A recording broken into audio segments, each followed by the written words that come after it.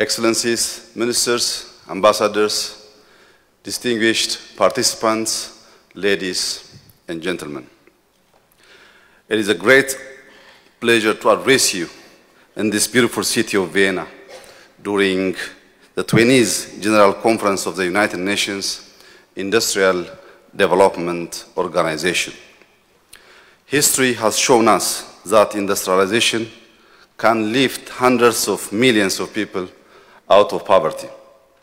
The manufacturing sector, in particular, has emerged as a driver of prosperity, providing employment and fostering innovation in both developed and developing countries. Over the past 2 decades, the world of industry has been in a constant state of change due to digital transformation, an evolving geopolitical landscape, and the need for a green industrialization because of climate change. Industrial policies are the most viable strategies for accelerating Africa's economic growth. Our convening here today offers an opportunity to visit our shared commitment to promote inclusive and sustainable industrial development. Excellencies, ladies and gentlemen, Africa is endowed with abundant natural resources, including critical minerals and a dynamic youth population, which are essential for industrial productivity and transformation of the economy. Yet poverty remains to be among the most serious challenges, which entails placing Africa at the center of the global industrialization agenda. In Ethiopia, since 2018, we have embarked upon reforms rooted in a deep understanding of our potentials, challenges, and opportunities to expand our economy and accelerate poverty reduction. Our vision is to fully unlock Ethiopia's untapped potential in various sectors and to drive this growth through able institutions and highly skilled labor.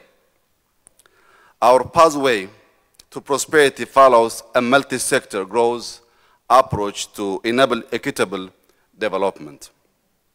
Manufacturing remains a priority, particularly because of its close linkage with other sectors, such as mining, but also because it holds its own immense potential for scale, learning by doing, and acquisition of technological know-how.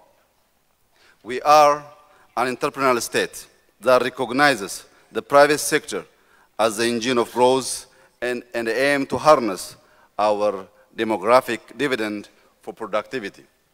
Excellencies, allow me to share with you briefly the ingredients that comprise our reforms. First, we've been making deliberate policy shifts aimed at boosting productivity in all sectors and creating a conducive investment and business environment. Our homegrown economic reform agenda introduced macro-financial, structural, and sector reforms aimed at liberalizing key economic sectors such as telecom and banking, fostering private sector investment, enhancing external competitiveness and productive capabilities. The establishment of Ethiopia's Sovereign Wealth Fund has helped reorient public enterprises to a commercial focus and enabled a strong partnership with the private sector. We have strengthened our adaptive industrial policy making by establishing a free economic zone in order to be more agile in the face of a changing world. Second, we've been investing extensively in multi-sector growth sources under our homegrown economic reform pillars of agriculture, industry, tourism, ICT, and mining. These investments have translated into noteworthy achievements, including increased agricultural productivity, the emergence of a growing mining sector, robust momentum in the digital economy, and notable flagship destination initiatives in the tourism sector. The intensified production of strategic commodities like wheat, coffee, and avocado, alongside promising measures for substituting edible oil and rice production, are pivotal elements in Ethiopia's pursuit of food self-sufficiency. Over the past 5 years, we have managed to raise our total farmed area from 15.3 million hectares to 22.9 million hectares, with vast amount of land for crop production still available for cultivation as we continue expanding on our potential in the agricultural sector. The digital economy is making substantial progress driven by the implementation of foundational elements such as a digital ID and payment systems and the establishment of the Ethiopian Artificial Intelligence Institute that focuses on research and development of solutions in our priority sectors. In the industrial sector, we have brought into operations 12 large-scale industrial parks in which textile and garment industries are flourishing, including the introduction of 3 new integrated agro-industrial parks. Ethiopia's leather and leather products industry is also sizable, while chemical and construction input processing, in addition to manufacturing technology and engineering, offer great potential as import substitution industries. The latecomer advantage for countries like Ethiopia is that we can do industry development right. Ethiopia's net zero and climate resilient development strategy enables us to make our economic development priority compatible with climate commitments. Which brings me to the third point of green growth and clean energy. We firmly recognize that sustainable industrial development must not come at the cost of environment or the well-being of our people. Harnessing the potential of renewable energy sources to power our industries is our priority.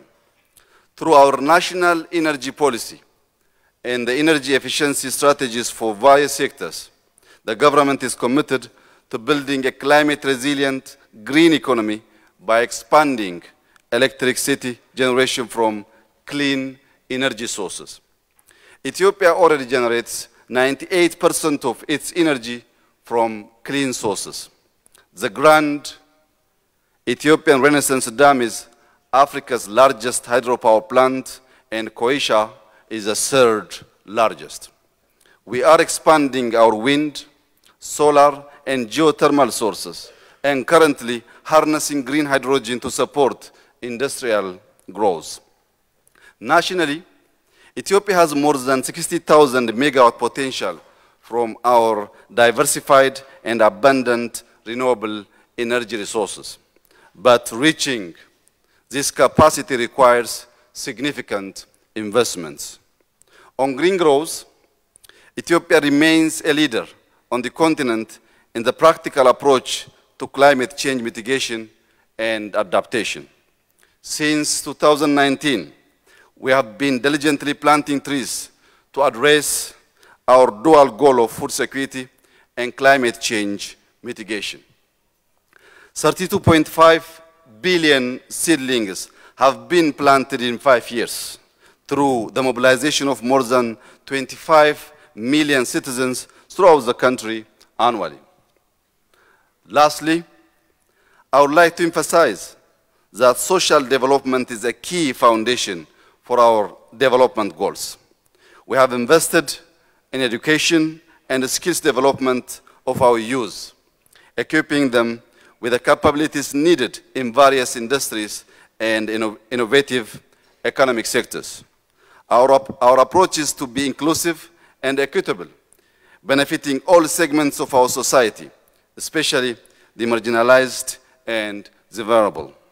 Excellencies, ladies and gentlemen, Ethiopia is a resourceful, resilient, and productive nation on a path to unlocking many of its potentials for inclusive and sustainable growth. Our multiple reforms have allowed us to double our GDP and our per capita income in 5 years.